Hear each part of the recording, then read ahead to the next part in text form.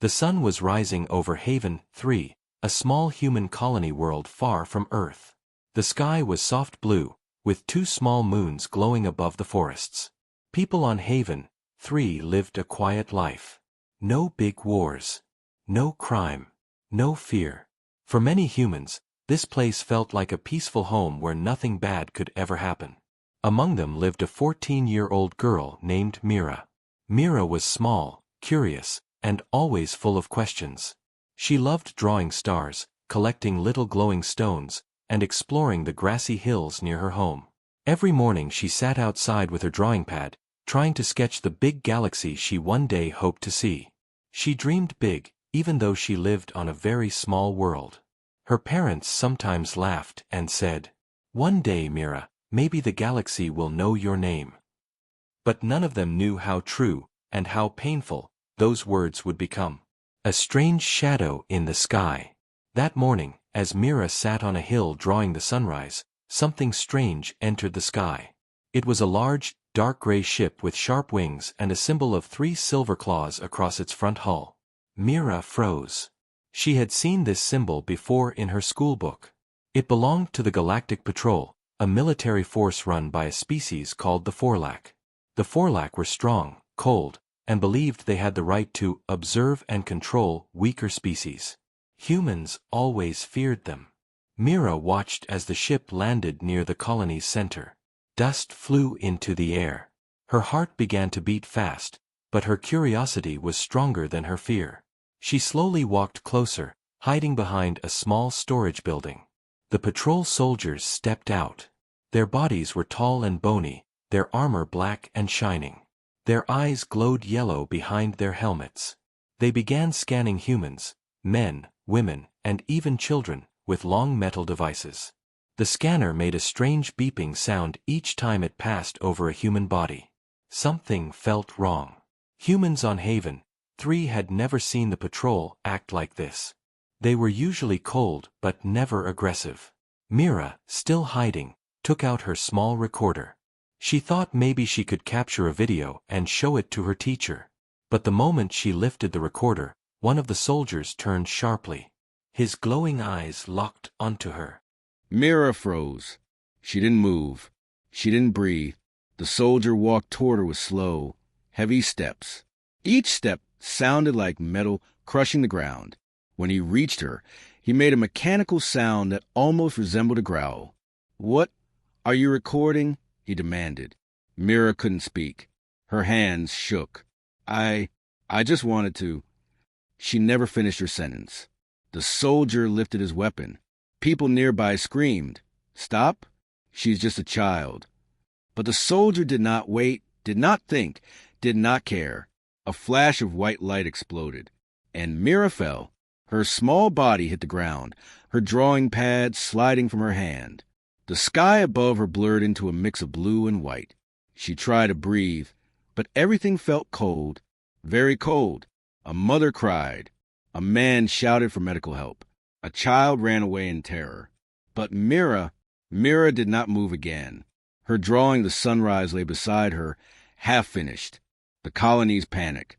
Within minutes, hundreds of humans gathered. Parents screamed at the soldiers. Others begged for help. Some tried to attack. But the patrol soldiers pointed their weapons at them. The commander of the patrol did not apologize. He simply said, in a flat robotic voice, "She interfered with military observation. This is not our fault." People shouted in anger. Some cried. Some trembled. A colony leader sent an urgent message to Earth. "A human child has been killed by the Galactic Patrol. We need help. We need answers." But as the message traveled through space, the patrol soldiers boarded their ship and left, as if nothing had happened. No regret, no fear, no punishment, only silence. The council's lie. Hours later, the Galactic Council received a report. The council was made up of 20 alien species who believed they were wiser than all others. They protected their own laws, their own power, their own authority. When they heard that a human girl had been killed, they talked for exactly 4 minutes before giving their final answer. It was an accident. Humans must stay calm. No action will be taken. They sent a message to Earth. They expected Earth to obey. But deep under the ice of Antarctica, in a secret facility built 2 centuries ago, a small red light turned on for the first time. A system that had never been used awakened from its long sleep. A cold mechanical voice spoke inside the empty chamber. Protocol Vengeance activated. Earth had stayed peaceful for centuries, but the galaxy had crossed a line. And now, the hidden Armada would rise. Earth did not answer the Council's message. Not in 1 hour. Not in 1 day. The galaxy thought Earth was afraid. They thought humans would stay quiet, accept the loss, and move on like nothing had happened. But they were wrong. Under Antarctica, inside a forgotten bunker sealed with thick metal doors, ancient machines began to wake. Dust fell from the ceilings as huge gears rotated for the first time in 200 years. Blue light spread across the walls, turning dark hallways into glowing tunnels. In the center of the bunker waited a massive spherical chamber, cold and silent. Then a deep vibration ran through the metal floor. From above, long mechanical arms dropped down. Sparks flashed. Panels opened. Cables came alive like snakes waking from sleep. A voice finally echoed through the chamber. Calm, emotionless, and powerful. Sentinel AI is online. Sentinel, Earth's most dangerous creation, had been sleeping for generations. It was created in secret when humanity first reached the stars. Back then, Earth feared that one day a powerful alien empire would try to crush them, so they built an armada, a hidden fleet, a shadowed army waiting for one reason to rise. Sentinel's voice spoke again. Input, human casualty. Age, 14. Classification, child. Status, killed by foreign military. The AI paused, letting the data run through millions of calculations. Protocol Vengeance confirmed. Panels on the ground opened, revealing huge holographic screens showing the galaxy. Star systems glowed in bright colors. Red circles marked every known galactic patrol base. Yellow circles highlighted every alien government building connected to the Council. Sentinel processed everything calmly, like it had expected this day. As the AI worked, far across the planet, strange movements began under Earth's oceans. Pressure sensors activated. Ancient locks opened. The water shook above the deep-sea floors where enormous metal hangars had been hidden for centuries. From beneath the Pacific Ocean, a massive steel platform started to rise. Ocean water exploded upward as something enormous broke the surface. Something built long before anyone alive today was even born. It was the first ship of the hidden Armada. Black, silent, sharp as a blade. It rose slowly, water falling off its sides in giant waves. There were no windows, no markings, no lights, just a sleek body built for speed, stealth, and fear. Then another ship rose behind it, and another, all around the planet. The oceans trembled as more hidden hangars awakened. Hundreds of massive ships surfaced, like sea monsters coming back to life. Their engines glowed a faint blue as they powered on. The world watched in shock. People all over Earth ran outside, staring at the ships rising from the oceans. News channels broadcast the event live. Some people were afraid. Some cried. Some whispered that the old stories were true, that Earth had been hiding something powerful for centuries. Inside the White House, the president stood before a glowing screen, watching Sentinel's activation in real time. The room was silent. No one dared to speak until the AI finished its report. Earth's Armada is now awake, awaiting command. The president closed his eyes. He remembered Myra's picture, sent from Haven, just hours earlier. A small girl smiling with a drawing pad in her hands.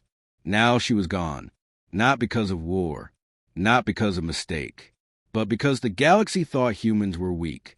He opened his eyes again, stronger this time. Sentinel, he said quietly, prepare the fleet. Across the oceans, engines came to life. Blue energy burned brighter under each ship as they powered up for launch. The water around them boiled from the heat. Sentinel's voice echoed across every command channel. Fleet preparing for departure. Estimated time to launch, 5 minutes. Inside every ship, automated systems activated. There were no human pilots, no soldiers, No crews. The fleet was fully AI controlled, made for one purpose: to protect humanity at any cost. High above Earth, satellites turned their cameras toward space as enormous metal doors opened in orbit. These doors had always looked like strange pieces of debris, but now they unlocked and rotated, revealing docking points for the hidden fleet. Earth's skies began to fill with dark shapes. Ships rose higher and higher. The air shook with their power. Clouds swirled around them like storms forming from nothing. People on the ground whispered, "What is happening?" Some were scared. Some felt hope. Far away, in the Galactic Council chamber, alien leaders watched the same footage. Their screens filled with images of black ships breaking through Earth's atmosphere. Panic spread across their faces. This cannot be," one alien whispered. "Earth has a fleet?" Another choked. "We never knew." The council leader slammed his hand on the table. "They are bluffing. Humans do not have this kind of power." But the footage showed the truth. Hundreds of ships rising into space. Engines burning with energy no one had seen before. Sentinel sent one final message to Earth's president. "Awaiting your order." The president took a long breath. "Send a warning to the galaxy," he said. Sentinel paused for a second. Warning message prepared. The message was simple. "You killed one of our children. Earth will not forget." And then, with a thunder that shook the world, the Armada left Earth.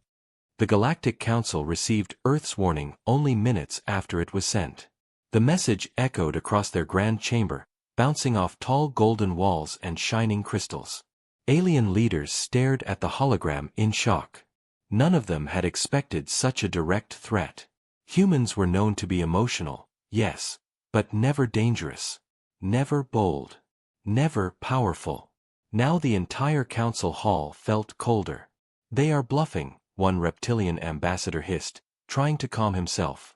"Humans would never build such a fleet. They barely keep their planets stable." But another one shook his head. His long antennae trembled as he replayed the footage. "No species bluffs with hundreds of ships rising at once. This is real. And we did not know anything." A deep silence followed. Every screen in the chamber continued to show Earth's armada leaving the planet, silent, dark, and perfectly synchronized.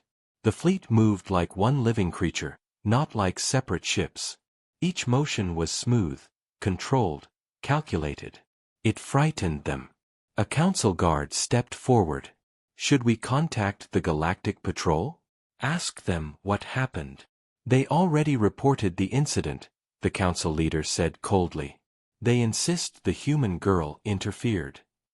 Another member spoke softly, "But the humans do not believe that." "And that," said the leader, narrowing his eyes, "is the problem."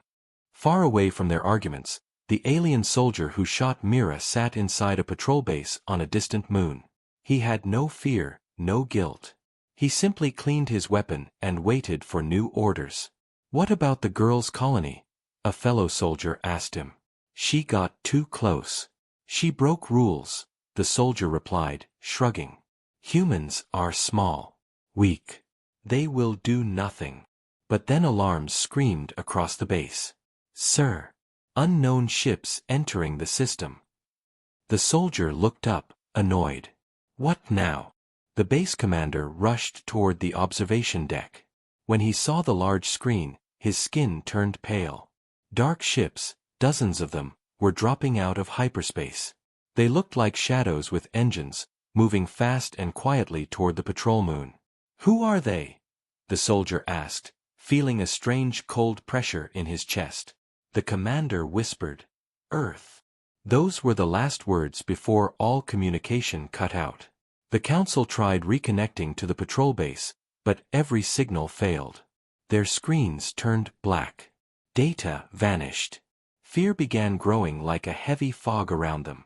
"Earth is attacking us," someone shouted. "No," the council leader said slowly, watching the pattern of ships on the screen. "If they wanted to destroy the base, it would already be gone." The truth was more frightening. Earth's armada didn't destroy anything. They only disabled the base's power, weapons, and communications. Not a single alien died. Earth wasn't trying to start a war. Earth was sending a message.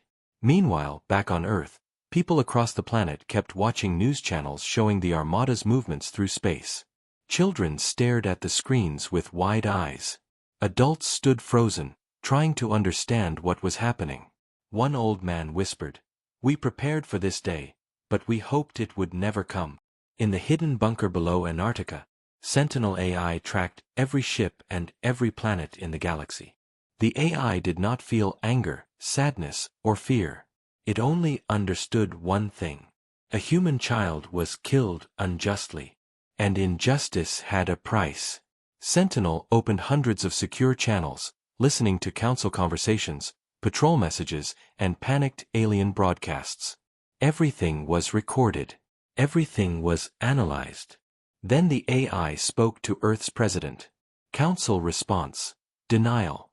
Patrol soldier: unpunished. Galaxy reaction: mockery of human grief. The president looked tired, older than he had been the day before. "Then continue the operation," he said softly.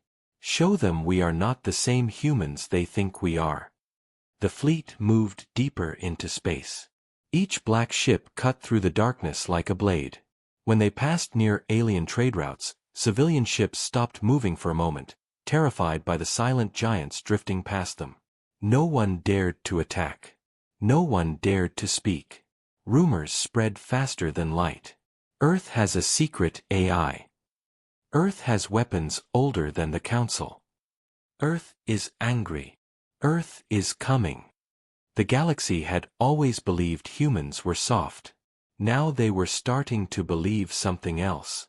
Humans were quiet, until pushed. Peaceful, until provoked.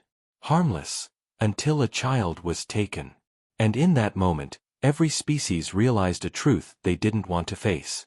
The day they killed Mira was the day Earth changed forever. The Armada continued moving through deep space, silent and steady, like a shadow stretching across the stars. No music. No broadcasts. No threats. Just quiet, controlled motion. This silence made the galaxy even more afraid. Everyone waited for Earth to strike. But Earth did nothing. Not yet. In the bunker beneath Antarctica, Sentinel AI calculated every detail. Patrol movements, council decisions, hidden communication channels, secret military routes. Nothing escaped its view. But Sentinel was not the only thing waking up. Far under Earth's oceans, giant metallic gates opened one by one. These gates had been locked for generations, buried beneath mountains of pressure and darkness. As the gates slid open, bright blue energy lit up the water around them. More ships emerged, bigger, stronger, and older than anything the galaxy had ever seen. Some were so massive that entire coastal cities felt the vibration when they powered up. On the surface, fishermen stared in shock as enormous shapes rose from the sea like sleeping titans returning to life. The waves hit their boats so hard that some nearly capsized. "Is this really Earth's fleet?" a man whispered as he watched a towering ship break through the water. "No," another answered in awe. "This is something else. Something hidden from us all." News feeds around the globe showed endless rows of dark ships resting on the ocean before lifting slowly into the sky. Entire populations came outside, eyes wide, hearts racing. Children pointed. Elderly people prayed. Families held each other tightly. Earth was becoming something the galaxy had never expected, a power rising from quiet, old wounds. Above the Pacific Ocean, the largest ship of the Armada ascended. It was shaped like a spearhead, long and sharp, with glowing patterns running across its surface.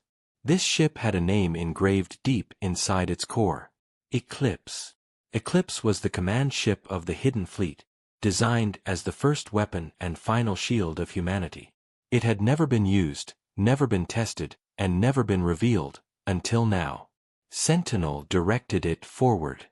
Inside the White House, the president watched the live feed of Eclipse climbing into the sky. His eyes showed no fear, only a heavy sadness and a strong resolve. A general stepped forward. "Sir, should we warn the people? Should we tell them the truth about Project Eclipse?" The president shook his head. They know enough. They know one of our children is dead. That's all they need to know. In space, the Armada reached its formation. Hundreds of ships aligned in perfect unity. Their engines glowed a deep blue, mixing with the darkness of space and giving them an almost ghost-like appearance. Then Sentinel spoke. Formation complete. All ships ready. The president's voice answered through the secure channel. Proceed. The fleet turned toward the center of the galaxy. Toward the council. Toward the species who believed they ruled over humans. The Armada jumped to hyperspace. Back in the council chamber, alarms echoed through the golden halls. Screens showed Earth's fleet appearing at the edge of council territory. Alien leaders panicked as they watched the giant black ships arrive without any warning. They are entering restricted space. They cannot do that. They must be stopped. But nothing could stop them. Earth's Armada slowed to a halt just outside the Council's main star system. The dark ships stood in formation, silent and unmoving, like a wall of night blocking out the stars. Council guards tried to raise shields. They tried to lock down their stations. But the fear in their hearts grew with every second. One member finally whispered, "Why are they here, if they are not attacking?" Because Earth had not fired a single shot. Not one. They had only shown their presence. Sentinel broadcast a message that played across every council station. You killed a human child. We are here to demand justice. The message repeated again and again. No threats. No violence. Just the truth. On Earth, people watched and waited. The world held its breath. Every screen on the planet displayed the Armada hovering outside the Council's territory. Humanity had spoken. Now the galaxy had to answer. The Galactic Council chamber fell into silence as Earth's message kept playing across every screen. The Black Fleet outside their borders looked like a wall of darkness, silent, unmoving, and impossibly calm. That calmness frightened the Council more than any weapon could. They have not attacked, one ambassador whispered. They are waiting, another replied. But waiting for what? No one knew. Sentinel had positioned the Armada perfectly. Close enough to show power, far enough to avoid war. Every ship held its place with flawless discipline. The galaxy had seen powerful species before, but none had ever moved with such cold precision. Inside one of the Council's communication towers, engineers worked desperately. We must send them a warning. Tell them to leave. But when they tried to broadcast, their signals bounced back. Earth's fleet wasn't blocking them. Earth's fleet simply ignored them. No response. No reaction. The silence became heavier. Meanwhile, in the Galactic Patrol headquarters, senior officers gathered for an emergency meeting. Screens showed the patrol base that Earth had disabled earlier, completely dark. No power. No communications. No weapons. It was not destroyed, an officer pointed out nervously. Then what did the humans want? Another asked. For us to fear them, someone whispered. But that was wrong. Earth didn't want fear. Earth wanted justice. Across the galaxy, citizens of different species watched the news. Many had never cared about humans before, believing them to be a weak new race. But now, the entire galaxy talked about the same thing. What will Earth do next? In small markets, at spaceports, in family homes, whispers spread. Humans are not what we thought. They built a fleet and hid it for centuries. They are dangerous. No. They are angry. The soldier who killed Mira finally learned why his base had gone dark. His commander stormed into the room. The humans' fleet is outside the council, he shouted. The soldier laughed weakly. They wouldn't dare attack the council. The commander grabbed him by the armor. They don't need to attack. They showed the galaxy we cannot stop them. And the council is blaming us. For the first time, fear entered the soldier's eyes. Back in the council chamber, the leaders continued arguing. Some wanted war. Some wanted peace. But none of their plans mattered, because Earth acted before they could decide. A new signal flashed across every system in the Council's network. It wasn't a threat. It wasn't a demand. It was proof. Sentinel broadcast Myra's final moments. The footage showed her standing with her recorder, the soldier pointing his weapon, the flash of light, and the colony's screams. The entire galaxy watched the truth. Gasps filled the council hall. Shock spread like wildfire. Even species who disliked humans felt a heavy weight in their chest. The image of a small child falling to the ground played everywhere, from giant spaceports to tiny home screens. A council member whispered, voice breaking. She was only a girl. Another covered their face. How could this happen? The council leader slammed his hand on the table. Stop the video. Stop the signal. But they couldn't. Sentinel had connected to thousands of broadcast networks. There was no way to shut it down. At that moment, the galaxy realized something none of them wanted to admit. Earth wasn't overreacting. Earth wasn't attacking. Earth was showing the truth. The truth that the Council tried to hide. The truth that a patrol soldier killed a harmless child. And now the Council stood exposed before every species in the galaxy. Earth sent one final message, short, simple, and impossible to argue with. Justice for Mira. Or we move forward. The council chamber shook with anger. Some demanded war. Others demanded immediate peace. But every one of them understood one thing. They were no longer in control. The stars outside the chamber glowed softly, reflecting against the dark shape of Earth's enormous fleet. Earth had made its move. Now the galaxy had to choose their next step, very carefully. The council chamber fell silent as Elena's voice echoed in the air. For a long moment no one breathed, no one moved. The councillors, once so proud, so certain of their superiority, now felt the weight of the truth pressing on their minds. Humanity had grown stronger, wiser, and far more capable than they had ever expected. Councillor Varen, the same alien who once mocked Earth during the first warning, stared at Elena with wide, unsettled eyes. His voice trembled when he spoke. You mean to say, humanity survived the storm alone? No fleets supported you. No allies. Nothing. Elena nodded. Yes. Nothing but our own determination. And our unity. A low murmur spread through the chamber. Many races had faced extinction-level threats. Few survived without intervention. None survived without aid, except humanity. The Council had always believed humans acted strangely, emotionally, unpredictably.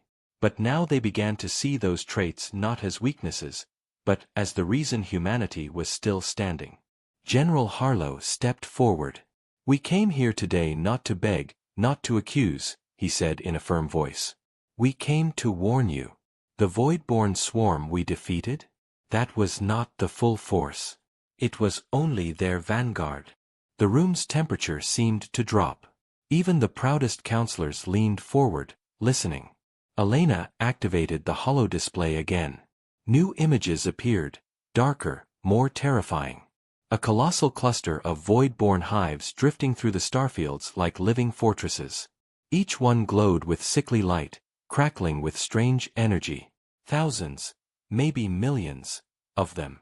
When these reach the galactic core, Elena continued, your laws, borders, and politics will mean nothing. They consume everything. They learn. They adapt. Counselor Tath, an old and wise member, spoke softly. And why tell us now? After we ignored you? After we mocked you? General Harlow exchanged a look with Elena. Then he answered, because if the galaxy falls, humanity falls too. We don't want revenge. We want survival. Silence followed again, but this time it was heavy with respect rather than disbelief. Counselor Varen slowly rose from his seat. His voice carried through the chamber, no longer arrogant but humbled. We were wrong, he said. Humanity warned us, and we failed to listen. But now we ask you for guidance. What must we do? It was a moment Elena never imagined witnessing. The same council that once viewed humanity as reckless now stood ready to follow their lead. First, Elena said, we prepare joint defense fleets. Not under your command. Not under ours. A united force. Many counselors nodded fiercely, eager to begin. And second, she added, you must understand one thing. Humans fight differently. We don't always follow the rules. We don't always think logically. But we always protect our own. And now, we want to protect all of you too. A wave of emotion stirred through the chamber. For the first time, humanity wasn't seen as troublemakers or outliers. They were seen as leaders. A young alien diplomat near the back whispered, they survived the impossible. Maybe they can save us all. As the council prepared to vote on the largest joint military alliance in galactic history, Elena stepped back, taking a quiet breath.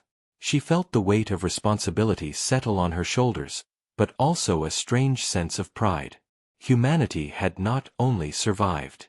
Humanity had risen. Outside the viewport, Earth's ships drifted in formation, sleek, angular, and powerful. The same ships that had once been dismissed as crude and primitive. Now they were symbols of hope. General Harlow placed a hand on Elena's shoulder. Think they'll follow us? Elena gave a faint smile. They don't have a choice. The storm is coming.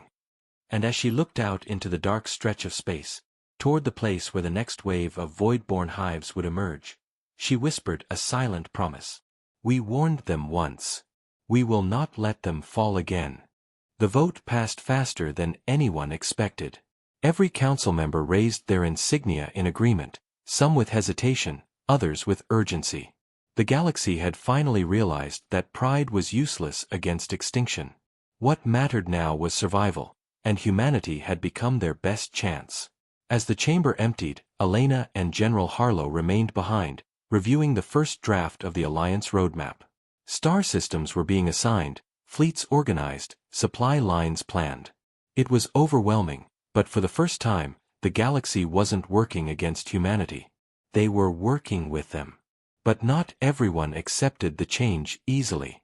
A faint hum echoed across the chamber as a tall, cloaked figure approached.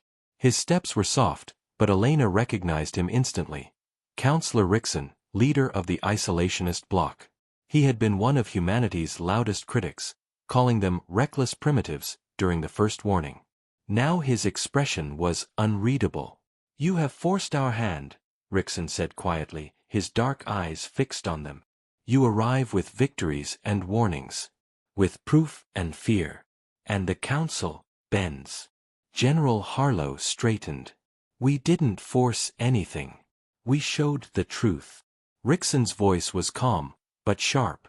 Truth can be a weapon. Humanity wields it well. Elena felt tension rising, but she kept her tone steady. If you have something to say it clearly. Rickson stepped closer. The council may follow you. But some worlds will not. They believe you exaggerated the threat. That you hid something. That your victory was too convenient. So they want to blame us? Harlow asked coldly. They want to fear you, Rickson corrected. And fear is more dangerous than the Voidborn. The words sank into Elena like cold iron. Humanity had expected resistance, but not this soon. Not while the galaxy was still struggling to grasp the truth. What do these worlds want? She asked. Rickson's gaze hardened. Proof. More proof than images and reports. They want to see a Voidborn, alive, contained, studied. General Harlow swore under his breath. Insane. You don't bring one of those things into the core worlds. Rickson didn't argue. He simply said, if you want unity, you must give them something undeniable. Elena felt the gravity of the choice forming around her. Travel back to the frontier? Capture one of the most dangerous organisms in the galaxy. Bring it into council space? It was madness. But without it, Half the galaxy might refuse to join the alliance. And if they stayed divided, they would be easy prey when the full Voidborn swarm arrived. She closed her eyes briefly, then exhaled. When do they want the specimen? She asked. Rickson gave a slow, grim nod. Immediately. I can arrange support, but the mission will be yours. Humanity's victory has made you symbols. Now they expect you to prove it again. General Harlow chuckled bitterly. Save the galaxy once, and they applaud. Save it twice, and they start asking for demonstrations. Elena didn't smile.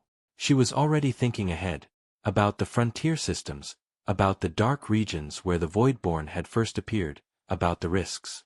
This mission will be dangerous, Rickson added. Many will try to stop it. Some do not want unity. Some fear your success. Let them fear, Harlow said. But Elena shook her head. Fear isn't the enemy. Division is. She turned to Rickson. Tell the Council we accept the mission. We will bring them their proof. Rickson bowed slightly, then vanished into the corridor. Harlow stared at Elena. You sure about this? No, she admitted. But if this is what we need to unite the galaxy, we'll do it. Outside the chamber, the stars glimmered silently. Humanity had convinced the galaxy to listen. Now they would have to prove, once again, why ignoring them was a mistake.